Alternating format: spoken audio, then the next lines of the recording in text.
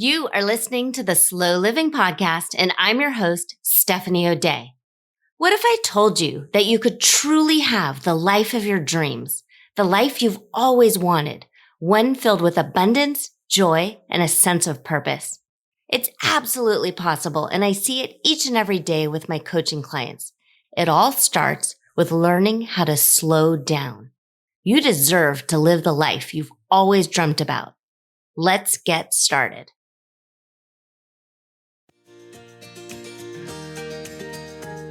Hi there, Slow Down Society, and thank you for being here. 50. We've been doing this for 50 weeks in a row, which is pretty amazing and wonderful. And I'm so thrilled and happy that you are here. Thank you. Thank you for spending some time with me. Thank you for listening and commenting and emailing. And remember, at any time, you can leave me a voicemail. I'm happy to feature your question on the podcast. I'm happy to answer if things are bubbling up and you've got a question or you want a clarification. I am certain that you are not the only one, and I would love to help. And I think by helping you, you end up helping a whole bunch of people. And I look at it as if you're dropping a pebble into a still lake, and the rings and the water, it just sort of bubbles out, and the realm of people that we can help is just immense and wonderful. So thank you. Thank you for sharing these episodes. Thank you for downloading them. Thank you for forwarding them to your friends and your family and your mom and your neighbor. It's greatly appreciated. So speaking of friends and neighbors and your mom, let's talk about toxic people, because I have gotten a lot of questions about it and how to handle toxic friends, toxic family members, toxic coworkers, toxic neighbors. And it's definitely a buzz term. I think it's really easy for people to quickly sort of flippantly say, oh, so-and-so is toxic, stay away from them, or, oh my gosh, I can't deal with your toxic energy right now, and sort of putting up arms and sort of, I don't know, flipping your hair and rolling your eyes and walking away. But let's sort of break that down a little, because there are things that humans do, and there's behaviors that humans do. And I would like for you to separate the behavior you don't like from the person. And I'm going to use, I don't know, a toddler or preschooler or an early elementary schooler that is kind of getting on your nerves. I don't think you would think that child is toxic. I think maybe they would need some redirection and a lot of love and some compassion and some empathy. And you might need to steer a behavior or help squash a behavior you don't like. So maybe the behavior is interrupting constantly, or asking why incessantly, or just kind of being in your space, or not knowing how to read a room, or constantly shifting the conversation back to themselves. So those are behaviors that can be considered toxic to some. And I think we can all agree that a child isn't toxic.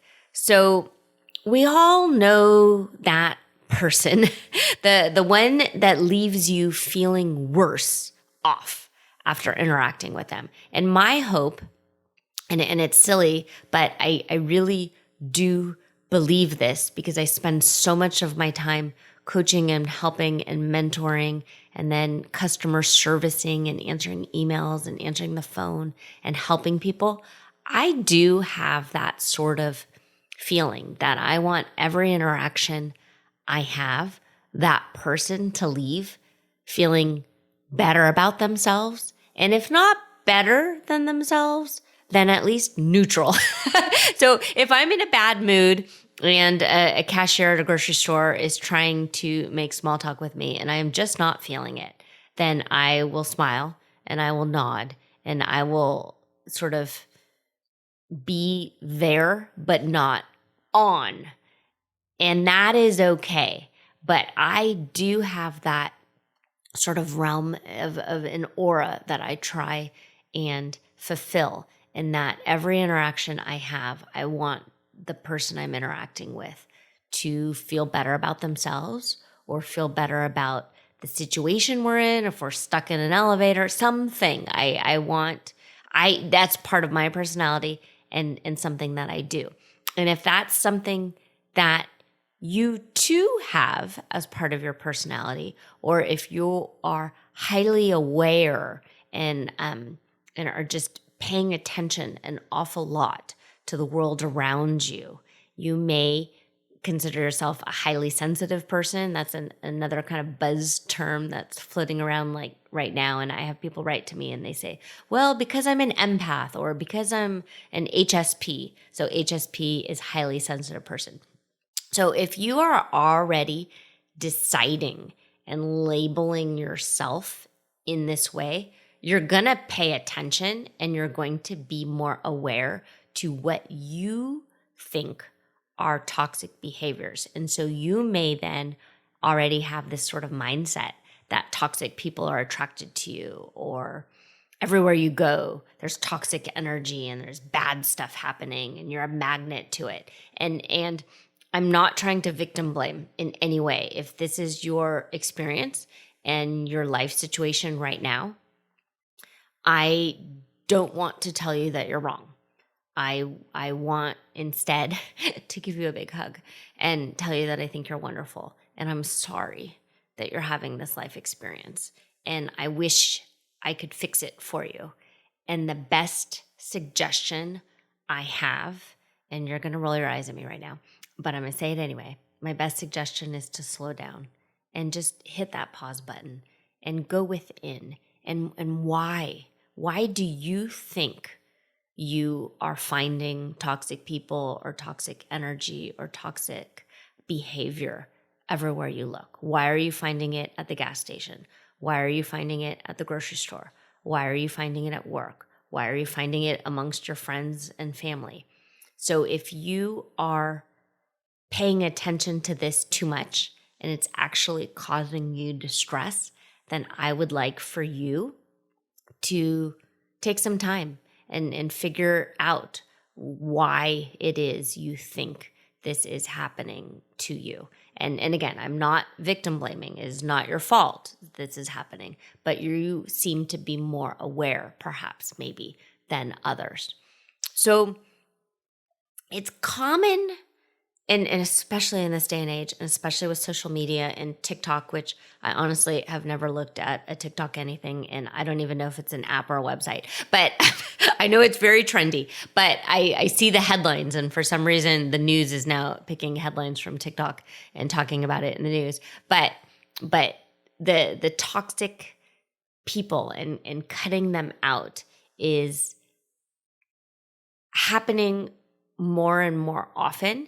And maybe it's because we're living closer together and maybe it's because the world's population is swelling and you can't get away from people the way you used to. You don't have maybe acreage around you where you can just kind of go be quiet and be still and center yourself before going out and interacting with others. And so it's common to refer to people who have these behaviors as toxic. But I'd like you to keep in mind that this term isn't grounded in psychology. This is not a diagnosis in any way, and it most certainly does not have a simple definition. And using this term probably doesn't best serve you, because the bottom line is that toxic equals poison. So if you can kind of, I don't know, think of like a box of rat poison with the skull and the crossbone.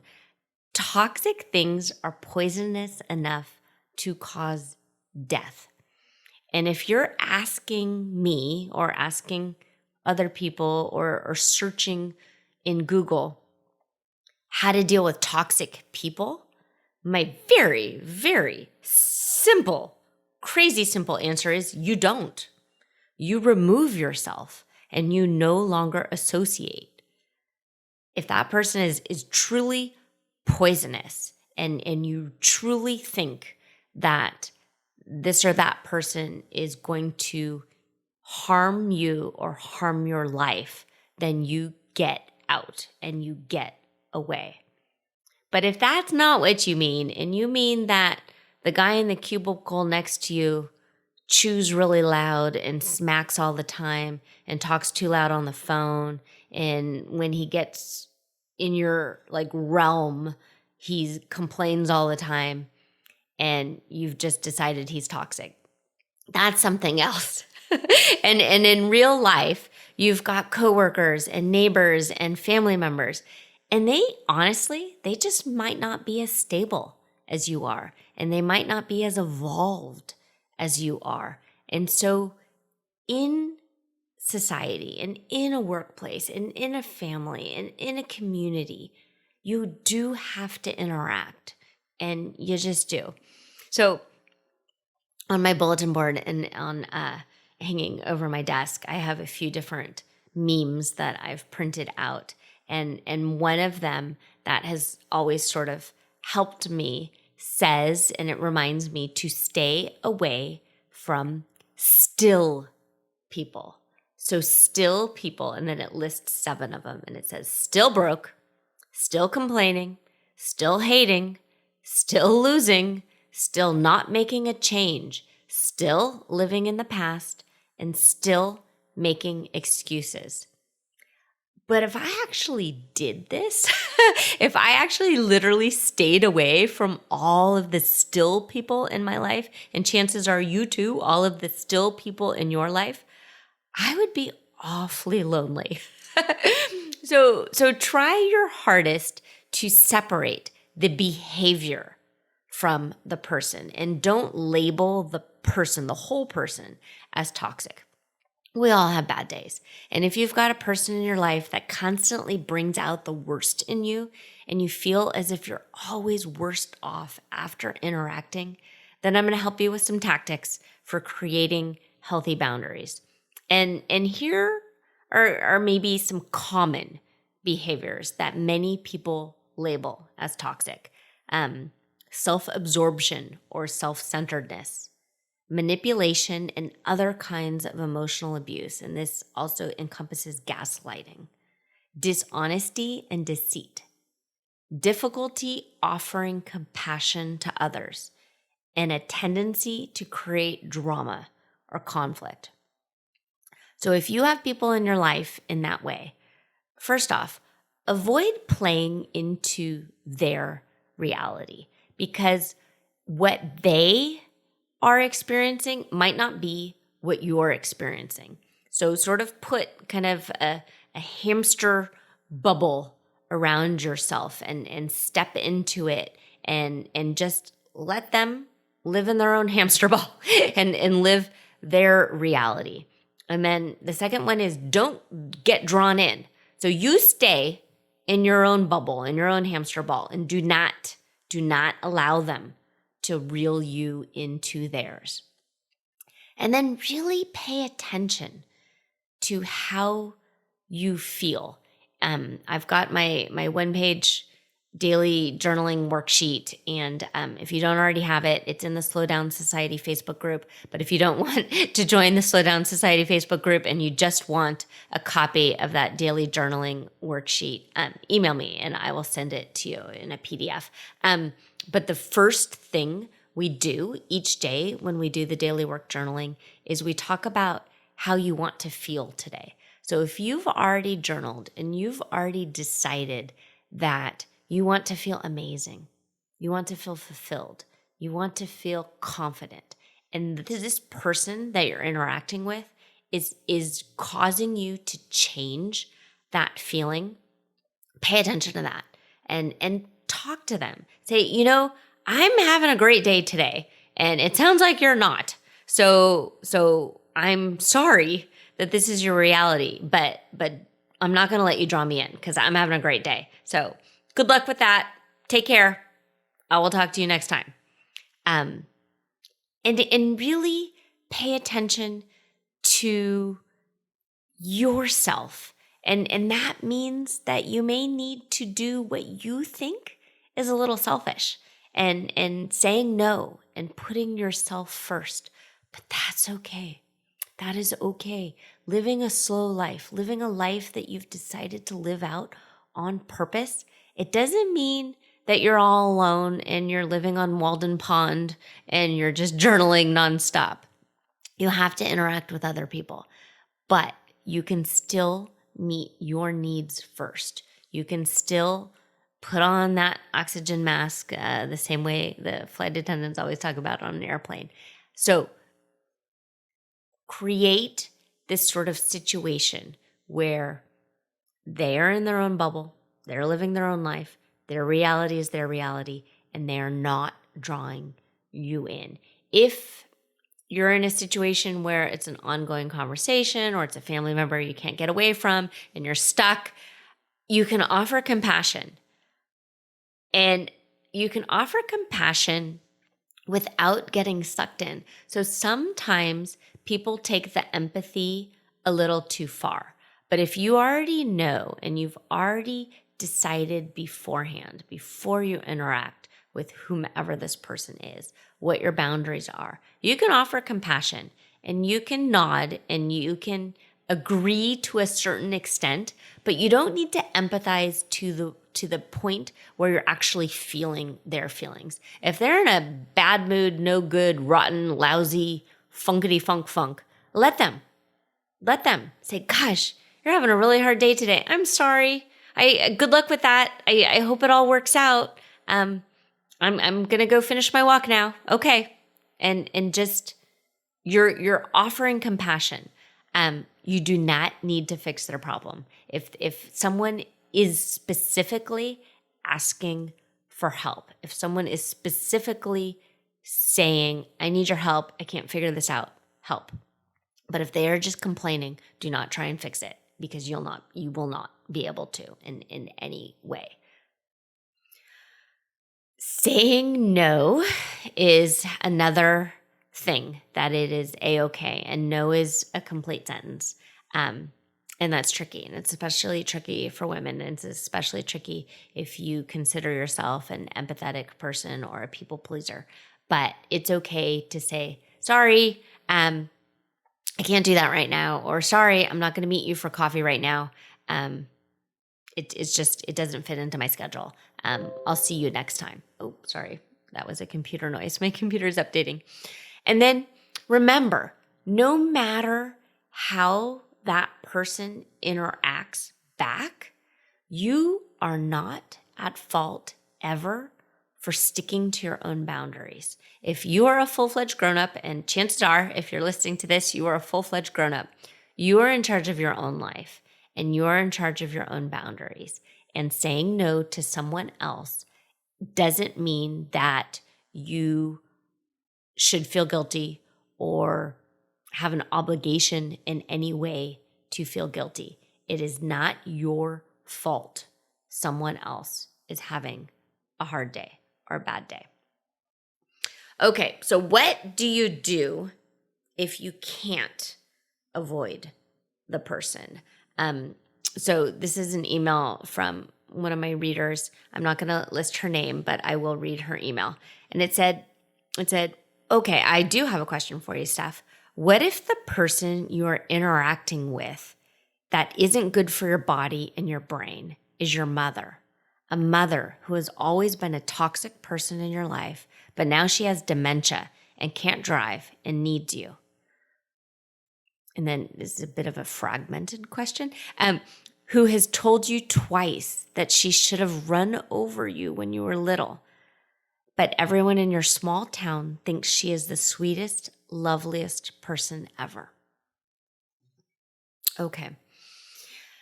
This is a heavy one, and this is a doozy. And if someone is acting different to you than they're acting to society at large, then that's kind of a sign of someone who's got some narcissistic tendencies, and the psychological and technical term is NPD, which is narcissistic personality disorder. So again, I am most certainly not a therapist. I am a life coach, and I'm your friendly neighbor staff. So I am not diagnosing this reader's mom in any way, but I did write back to her, and I said that when dealing with dementia, it's really best to just do what needs to be done and then try and separate the duty to the relationship and just do the duty. And it's absolutely easier said than done. So if you are working with someone or needing to help someone, especially someone with dementia, someone with Alzheimer's, someone who is hurt or sick, and you already know that they have narcissistic tendencies and are behaving in a way that is actually toxic to you, and it doesn't make you feel good, and it feels like you're dying a little bit inside each and every time you deal with them, try your absolute hardest to just do the duty, just do the action. If you need to kind of role play in your mind and consider yourself that you are a caregiver right now, you are a nurse right now, you are not a daughter, and just do the duty. And if you, I sent this off to the woman the reader who emailed me, but one of my absolute favorite books, actually my friend Cheryl, I think, gave me this book. So Cheryl, if you're listening, thank you. This is one of my favorite books, and I recommend it often. It's called Will I Ever Be Good Enough? And it's healing the relationship between narcissistic mothers and daughters. And it was a valuable book for me to read. And I wanted to just really be aware of my own actions since I'm raising 3 daughters. And then also it just has been very helpful of paying attention in the women in my own family and seeing different things that have popped up amongst my time here on the planet. So again, it's called Will I Ever Be Good Enough? Healing the Relationship Between Narcissistic Mothers and Their Daughters. And the author is Dr. Carol McBride, and she's got a PhD. It's just a great book. I've given it to some of my coaching clients. We've worked through it. I highly, highly recommend it. If you think that you are a daughter who is dealing with someone in your life who might have a bit of power over you and might have some narcissistic behaviors. And that person could be your mom. It could be your aunt. It could be your sister. It could be a boss. It could be your grandmother. So it doesn't necessarily need to be a mom in your life, but someone that you're close to who you feel indebted to. So what her email said is that the mom has always been a toxic person in my life, but now she has dementia and she can't drive and she needs me. Okay.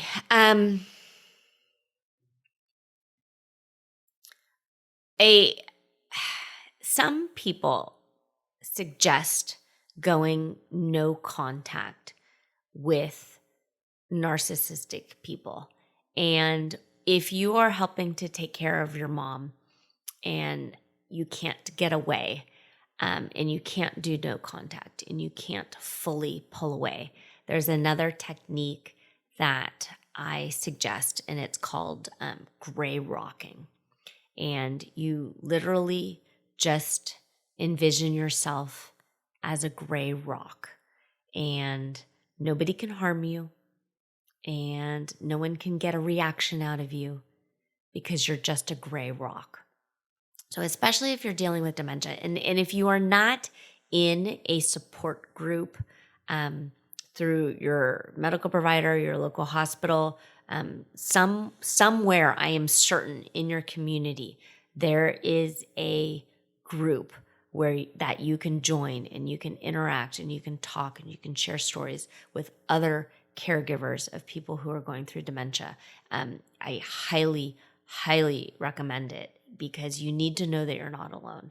And it's important to hear the other stories. In dementia, it progresses. So where you are right now on the spectrum, it's important to know what is coming up down the line. And being in a support group is insanely, insanely helpful. So please get into one if you're not already into one.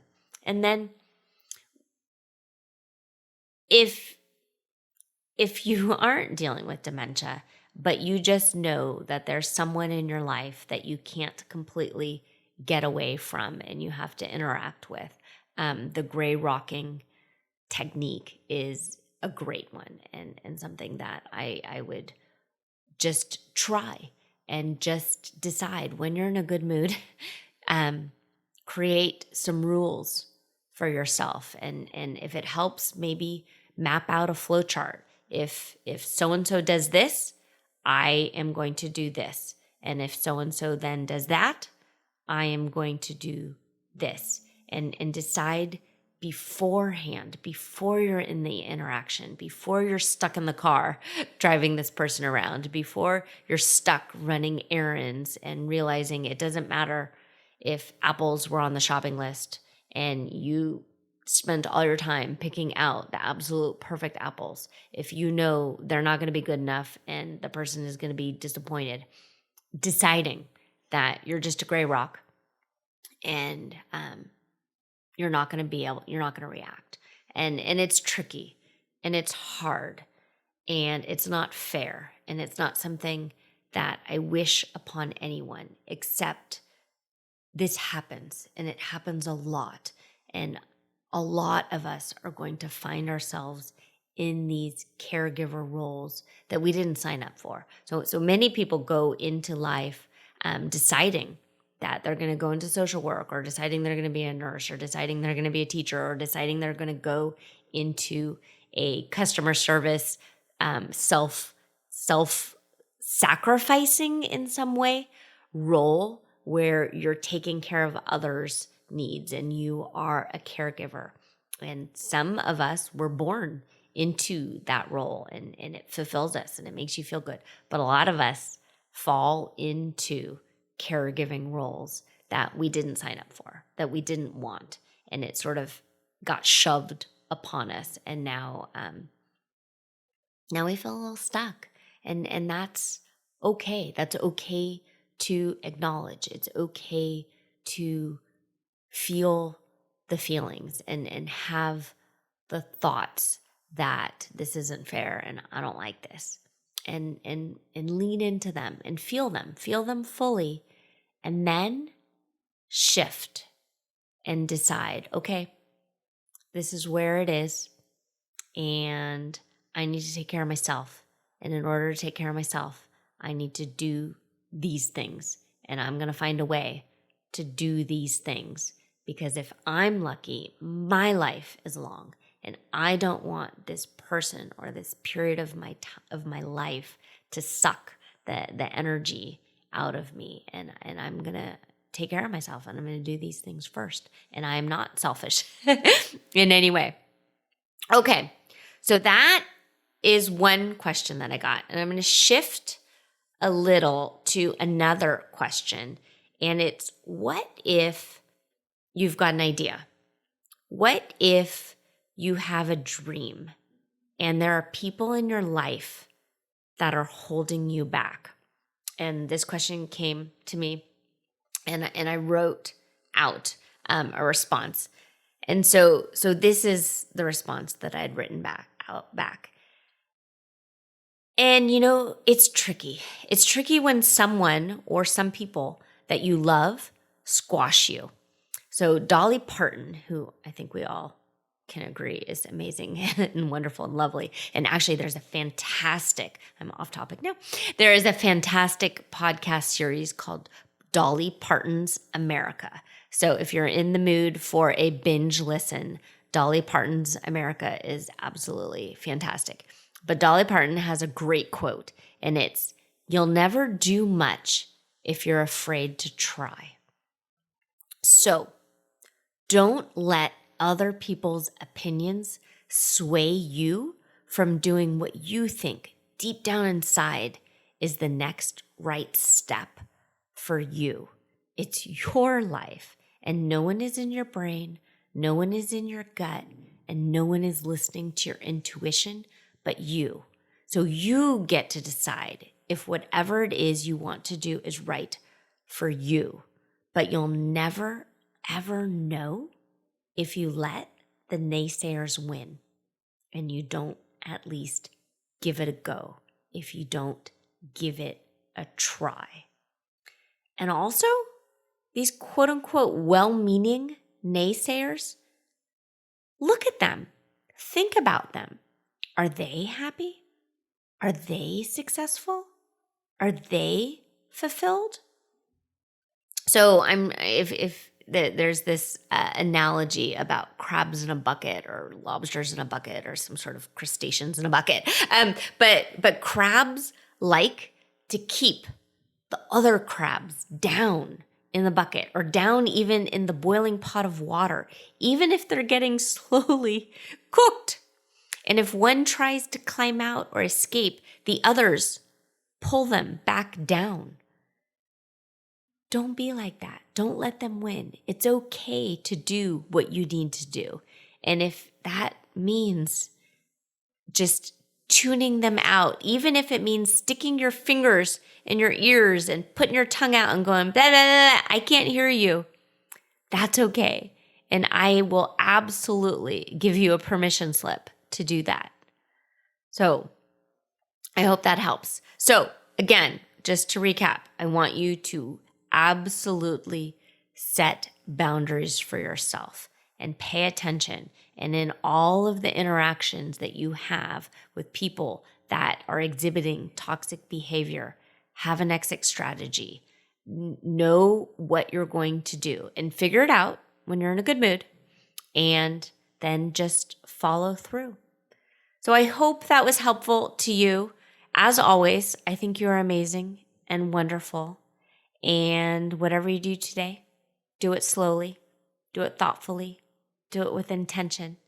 And I will see you next time.